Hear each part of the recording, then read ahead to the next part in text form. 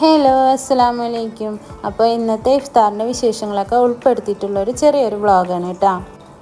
ഇന്ന് 9ാമത്തെ നോമ്പാണ്.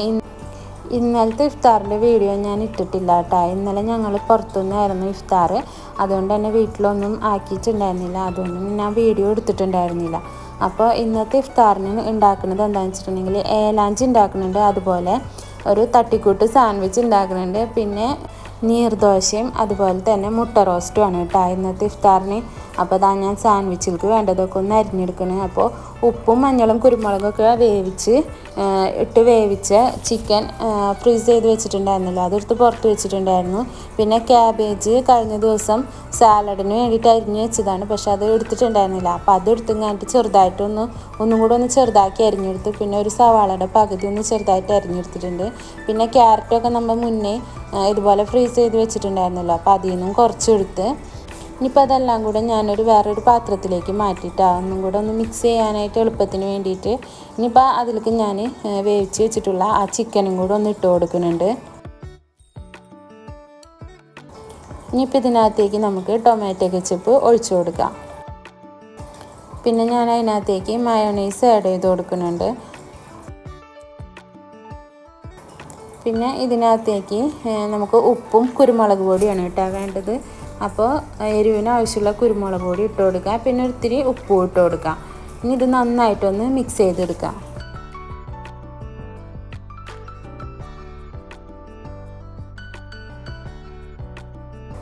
ഇതിവിടെ മിക്സ് ചെയ്ത് വെച്ചിട്ടുണ്ട്. ഇപ്പം നമ്മൾ ചെയ്തെടുക്കണില്ല കേട്ടോ, ഇത് നമ്മൾ മാറ്റി വയ്ക്കും, ലാസ്റ്റാണ് അത് ഉണ്ടാക്കിയെടുക്കുള്ളൂ.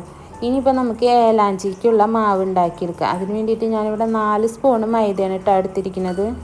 പിന്നെ അതിനകത്തേക്ക് ഒരു മുട്ട ഉടച്ചൊഴിച്ച് കൊടുക്കുന്നുണ്ട്, പിന്നെ ഒരു നുള്ളു മഞ്ഞൾപ്പൊടി ഇട്ട് കൊടുക്കുന്നുണ്ട്.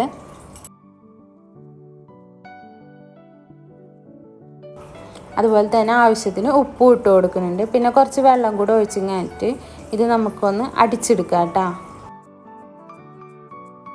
അപ്പോൾ ഇത് ആ മാവ് ഇവിടെ അടിച്ചെടുത്തിട്ടുണ്ട്. ഈ മാവ് അധികം ലൂസാവാനും പാടില്ല, എന്നാൽ അധികം കട്ടിയാവാനും പാടില്ല. ആ ഒരു ടെക്സ്ചറിലാണ് കേട്ടോ വേണ്ടത്.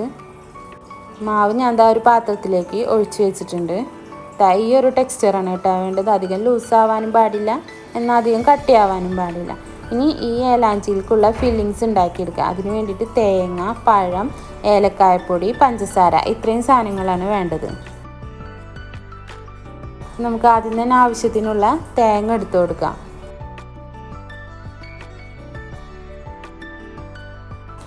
പിന്നെ പഴം, നേന്ത്രപ്പഴം വേണമെങ്കിൽ അതെടുക്കാം. ഞാനിവിടെ എടുത്തിരിക്കുന്നത് റോബസ്റ്റ് പഴമാണ് കേട്ടോ. എന്നിട്ട് അത് ഇതുപോലെ ഒന്ന് ചെറുതായിട്ട് അരിഞ്ഞിടാം. അപ്പോൾ പഴത്തിൻ്റെ ക്വാണ്ടിറ്റി നമ്മൾക്ക് ഇഷ്ടമുള്ള അത്രയാണ് കേട്ടോ. അപ്പോൾ ഞാനിവിടെ ഇച്ചിരി കൂടുതലായിട്ട് എടുക്കുന്നുണ്ട്, കാരണം തേങ്ങയിലൊന്ന് റോസ്റ്റ് ചെയ്ത് വന്നിട്ട് ഇതിനകത്ത് ആ ഫില്ലിങ്സ് വെച്ച് കഴിക്കുമ്പോൾ നല്ല ടേസ്റ്റാണ്. പഴം ഇത്തിരി കൂടുതൽ നിൽക്കുന്നത്, അതുകൊണ്ട് തന്നെ ഞാൻ കുറച്ച് കൂടുതലാണ് എപ്പോഴും എടുക്കാറുള്ളത് പഴം. അത് ഇതുപോലെ ചെറുതായിട്ട് അരിഞ്ഞെടുക്കാം. അത് കഴിഞ്ഞിട്ട് ഇപ്പം ഞാൻ ഇവിടെ മുട്ട വേവിക്കാൻ വെച്ചിട്ടുണ്ടായിരുന്നു, അത് അപ്പുറത്ത് അടുപ്പുമേലേക്ക് മാറ്റിയിട്ട് ഇതിൽ പാൻ വെച്ചിട്ട് കുറച്ച് നെയ്യ് ഒഴിച്ച് കൊടുക്കാം.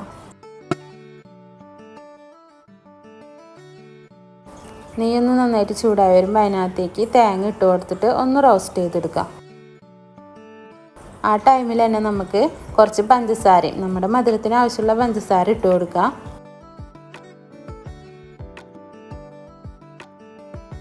അതുപോലെ തന്നെ ഏലക്കായയുടെ പൊടി അതും ഇട്ട് കൊടുക്കാം.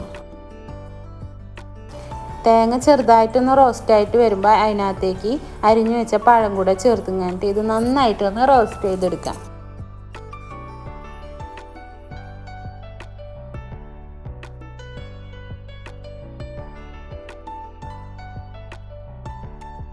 അപ്പോൾ അതായത് നന്നായിട്ടൊന്ന് റോസ്റ്റായി വന്നിട്ടുണ്ട്. അപ്പോൾ അതിലേക്കുള്ള ഫില്ലിങ്സ് ഇവിടെ റെഡി ആയിട്ടാണ്.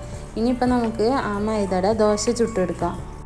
അതിന് വേണ്ടിയിട്ട് പാൻ ചൂടായപ്പോൾ അതിനകത്തേക്ക് ചെറുതായിട്ടൊന്ന് നെയ്യ് തടവി കൊടുത്തിട്ടുണ്ട്.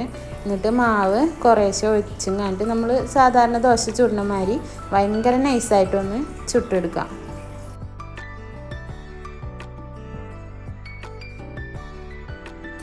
മാവൊന്ന് വലിഞ്ഞ് വന്നപ്പോൾ അതിൻ്റെ മുകളിലായിട്ട് ഞാൻ ഇതുപോലെ ഒന്ന് നെയ്യ് ഒഴിച്ച് കൊടുക്കുന്നുണ്ട്.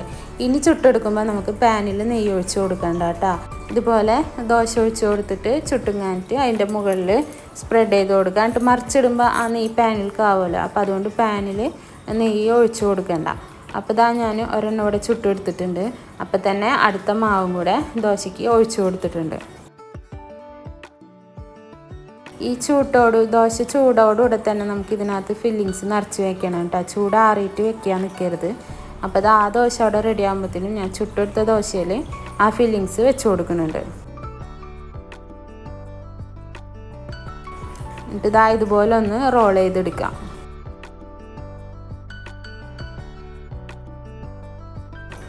അതാ നമ്മുടെ ഏലാഞ്ചി ഇവിടെ റെഡി ആയിട്ടുണ്ട്. ഭയങ്കര ടേസ്റ്റുള്ളൊരു സംഭവമാണ് കേട്ടോ അത്. ഇനിയിപ്പോൾ അതാ ഞാൻ ഓരോ ദോശ ചുട്ടെടുത്തിട്ട് അതുപോലെ തന്നെ അപ്പം തന്നെ ഫില്ലിങ്സ് നിറച്ച് കൊടുക്കുന്നുണ്ട്.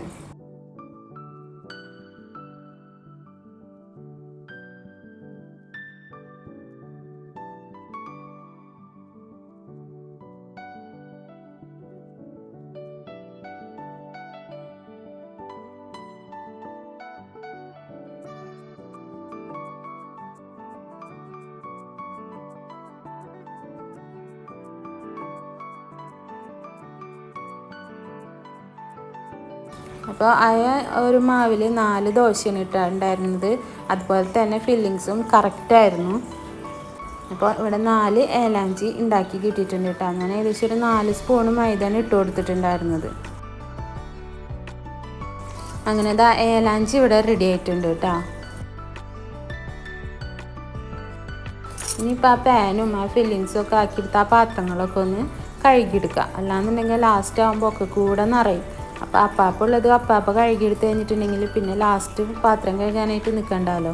ഞാൻ ആ പാത്രങ്ങളൊക്കെ ഒന്ന് വേഗം കഴുകിയെടുക്കുകയാണ്.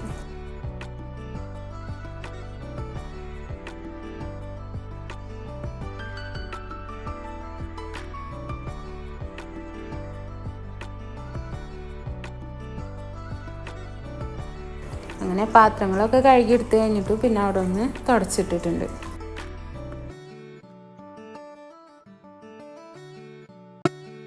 ഇനിയിപ്പോൾ അതാ ഞാൻ ജ്യൂസ് അടിക്കാമെന്ന് വിചാരിച്ചു. അപ്പോൾ നേരത്തെ നമ്മൾ ഏലാഞ്ചിക്ക് എടുത്തിട്ട് പഴം പിന്നെ പകുതി ബാക്കിയുണ്ട്. അത് പിന്നെ ഇപ്പോൾ ഒന്നും ചെയ്യാൻ പറ്റില്ല. ഫ്രിഡ്ജിൽ വെച്ചിട്ടുണ്ടെങ്കിൽ കളറ് മാറും. അപ്പോൾ പിന്നെ വിചാരിച്ചു ആപ്പിളും പഴവും പാലും കൂടെ ഇട്ടിട്ട് ജ്യൂസ് അടിച്ചെടുക്കാമെന്ന് വിചാരിച്ചു. അപ്പോൾ പാൽ ഓൾറെഡി നമ്മൾ കട്ടാക്കിങ്ങായിട്ട് ഫ്രീസറിൽ വെച്ചിട്ടുണ്ട്. അപ്പോൾ ഈ പഴവും ആപ്പിളും കൂടെ മിക്സിയുടെ ജാറിലേക്ക് അരിഞ്ഞ് വെച്ചിട്ട് എല്ലാം കഴിഞ്ഞതിന് ശേഷം ലാസ്റ്റ് ജ്യൂസ് അടിച്ചെടുക്കാമെന്ന് വെച്ചാൽ അല്ലാന്നുണ്ടെങ്കിൽ വേഗം ജ്യൂസിൻ്റെ കളറ് മാറുമല്ലോ.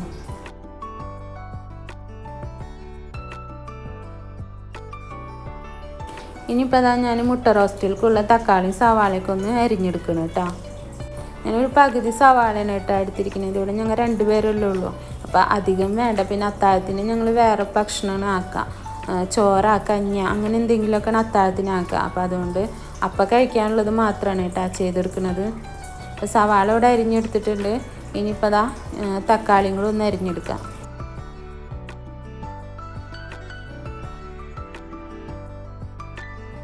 പിന്നെ ഇവിടെ കറിവേപ്പില എടുത്ത് വെച്ചിട്ടുണ്ട്, ഇഞ്ചി വെളുത്തുള്ളി പേസ്റ്റ് എടുത്ത് വെച്ചിട്ടുണ്ട്, അതുപോലെ മല്ലിയില എടുത്ത് വെച്ചിട്ടുണ്ട്.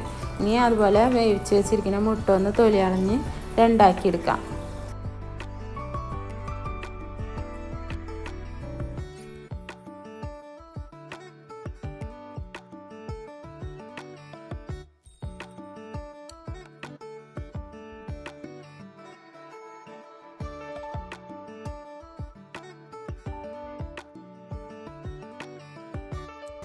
അങ്ങനെ അതുകൂടെ സെറ്റ് ചെയ്തെടുത്തിട്ടുണ്ട്. ഇനി നമുക്ക് ഒരു ചട്ടി അടുപ്പത്ത് വെച്ച് കൊടുക്കുക. ആ ചട്ടി ചൂടായി കഴിയുമ്പോൾ അതിനകത്തേക്ക് വെളിച്ചെണ്ണ ഒഴിച്ച് കൊടുക്കാം.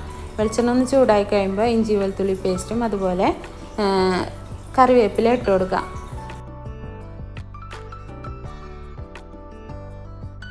അതൊന്ന് മൂത്ത് വരുമ്പോൾ അരിഞ്ഞ് വെച്ചിരിക്കുന്ന സവാള ഇട്ട് കൊടുക്കുക. കുറച്ച് ഉപ്പ് ഇട്ട് കൊടുത്തിട്ട് സവാള ഒന്ന് വാട്ടിയെടുക്കുക. സവാള വാടി വരുമ്പോൾ അതിനകത്തേക്ക് തക്കാളിയും കൂടെ ചേർത്ത് കൊടുത്തിട്ട് നന്നായിട്ടൊന്ന് വഴറ്റിയെടുക്കുക.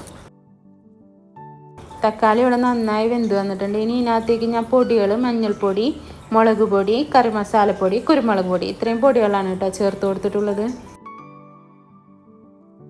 പൊടിയുടെ പച്ചമണം മാറിക്കഴിഞ്ഞപ്പോൾ ഞാൻ അതിനകത്തേക്ക് ഇത്തിരി വെള്ളം ഒഴിച്ചു കൊടുക്കുന്നുണ്ട്. ഈ സമയത്ത് നമുക്ക് കുറച്ച് ഉപ്പും കൂടി ഇട്ട് കൊടുക്കാം. എന്നിട്ട് ഇത് നന്നായിട്ടൊന്ന് മിക്സ് ചെയ്ത് വന്നിട്ട് അതിനകത്തേക്ക് മല്ലിയില അരിഞ്ഞു വെച്ചത് ഇട്ട് കൊടുക്കുക. അതുപോലെ മുട്ട ഓരോന്നായിട്ട് അതിനകത്തേക്ക് വെച്ച് കൊടുക്കാം.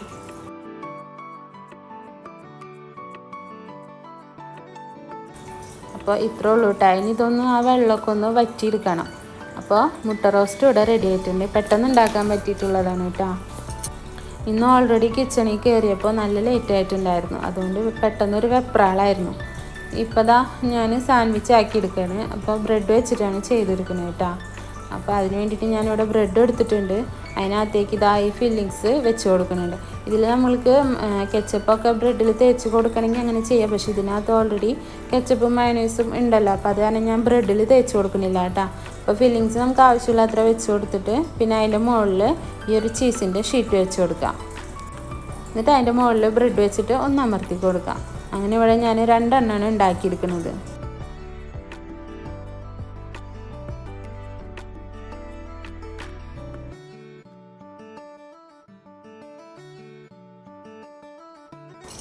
അങ്ങനെ അത് രണ്ടും കൂടെ റെഡിയാക്കി എടുത്തിട്ടുണ്ട്. അപ്പോൾ ഫില്ലിങ്സ് കുറച്ച് ബാക്കിയുണ്ട്. ഇത് നമുക്ക് ഫ്രിഡ്ജിൽ എടുത്ത് വയ്ക്കാം. ഇത് കുബൂസിൻ്റെ കൂടെയൊക്കെ ചുരുട്ടി കഴിക്കാൻ നല്ല ടേസ്റ്റാണ് കേട്ടോ. ഇനിയിപ്പോൾ ഞാനിതൊന്ന് ചൂടാക്കി എടുക്കുന്നുണ്ട്, ആ ചീസൊന്ന് മെൽട്ടാക്കി എടുക്കാൻ വേണ്ടിയിട്ട്.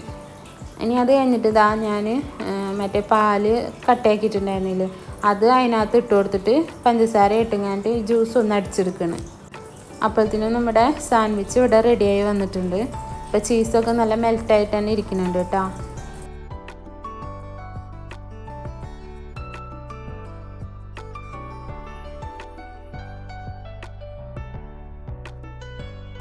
ഇനി ഇത് നമുക്ക് ഇതുപോലെ ഒന്ന് രണ്ടായിട്ട് കട്ട് ചെയ്തെടുക്കാം. ഇതാ കണ്ടില്ല, ചീസൊക്കെ നല്ല മെൽട്ടായിട്ട് തന്നെ ഇരിക്കുന്നുണ്ട്.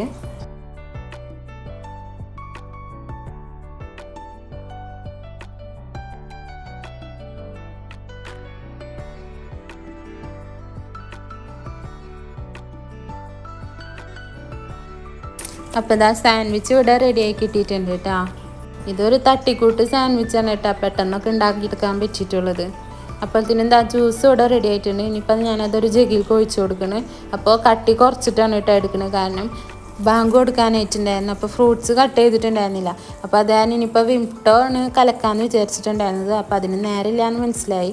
അതുകൊണ്ട് പിന്നെ അതിന് നിന്നില്ല, വേഗം ഫ്രൂട്ട്സൊക്കെ കട്ട് ചെയ്തു. അപ്പോൾ ഇതൊക്കെയാണ് കേട്ടോ ഇന്നത്തെ ഞങ്ങളുടെ ഇഫ്താർ. അൽഹംദുലില്ലാഹ് 9ാമത്തെ നോമ്പും റാഹത്തായിട്ട് തന്നെ കഴിഞ്ഞു. അപ്പോൾ ഇനിയിപ്പോൾ ഞങ്ങൾ നോമ്പ് തുറന്ന് മഗ്‌രിബ് നിസ്കാരം ഓത്തും ഇശാ നിസ്കാരമൊക്കെ കഴിഞ്ഞിട്ടാണ് ഭക്ഷണം കഴിക്കുന്നത് കേട്ടോ. ഇതാ ഇശാ നിസ്കാരമൊക്കെ കഴിഞ്ഞ് കഴിക്കാൻ നേരത്താണ് കേട്ടോ നീർദോശ ചുട്ടെടുക്കുന്നത്. അത് പിന്നെ ചുട്ടുകൊണ്ടിരിക്കലാണ് ഓർമ്മ വന്നത്, അയ്യോ വീഡിയോ എടുത്തിട്ടില്ലല്ലോ എന്നുള്ളത്. അപ്പോൾ പെട്ടെന്ന് എടുത്തതാണ് കേട്ടോ. ഇതൊന്നുമില്ല, അതിനകത്ത് അരിപ്പൊടി ഇട്ട് കൊടുക്കുക, അതുപോലെ തന്നെ തേങ്ങ, ഒരു നുള്ളു ഉപ്പും കൂടി ഇട്ടുങ്ങാണ്ട് ഈ മാവ് നന്നായിട്ട് അരച്ചെടുത്തിട്ട് അതിനകത്തേക്ക് വെള്ളം ഒഴിച്ചിട്ട് മാവ് ഇതുപോലെ ഒന്ന് വെള്ളം പോലെ ആക്കിയെടുക്കുക. എന്നിട്ട് മീഡിയം ടു ഹൈ ഫ്ലെയിമിൽ പാൻ വെച്ചിങ്ങാണ്ട് ഇതുപോലെ ചുട്ടെടുക്കുക കേട്ടോ. അത് നല്ല ടേസ്റ്റാണ് കേട്ടോ, നല്ല സോഫ്റ്റുമാണ് ഈ ദോശ. ഇത് ഭയങ്കര എളുപ്പത്തിൽ ഉണ്ടാക്കിയെടുക്കാൻ പറ്റിയിട്ടുള്ള ദോശയാണ് കേട്ടോ. നമ്മൾ ആ ചുടണ നേരത്തെ തന്നെ ഇതിൻ്റെ മാവ് ഉണ്ടാക്കിയെടുത്താൽ മതി.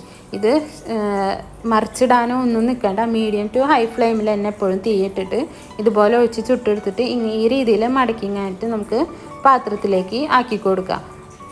അപ്പം ഞാൻ ബാക്കി ദോശയും കൂടെ ഇതുപോലെ തന്നെ ഒന്ന് ചുട്ടെടുക്കുന്നുണ്ട് കേട്ടോ. അപ്പോൾ നമ്മുടെ വീഡിയോ ഇത്രയേ ഉള്ളൂ. വീഡിയോ നിങ്ങൾക്ക് ഇഷ്ടപ്പെട്ടിട്ടുണ്ടെങ്കിൽ ഒന്ന് ലൈക്ക് ചെയ്യുക, ഷെയർ ചെയ്യുക, കമൻറ്റ് ചെയ്യുക, അതുപോലെ തന്നെ സബ്സ്ക്രൈബ് ചെയ്യുക. അടുത്തുള്ള ബെല്ലൈക്കണൊന്ന് അമർത്തി കൊടുക്കുക. അപ്പോൾ പുതിയ വീഡിയോ ഇടുമ്പോൾ നിങ്ങൾക്ക് നോട്ടിഫിക്കേഷൻ വരും. ഇൻഷാ അല്ലാഹ് പുതിയൊരു വീഡിയോ ആയിട്ട് നാളെ കാണാം.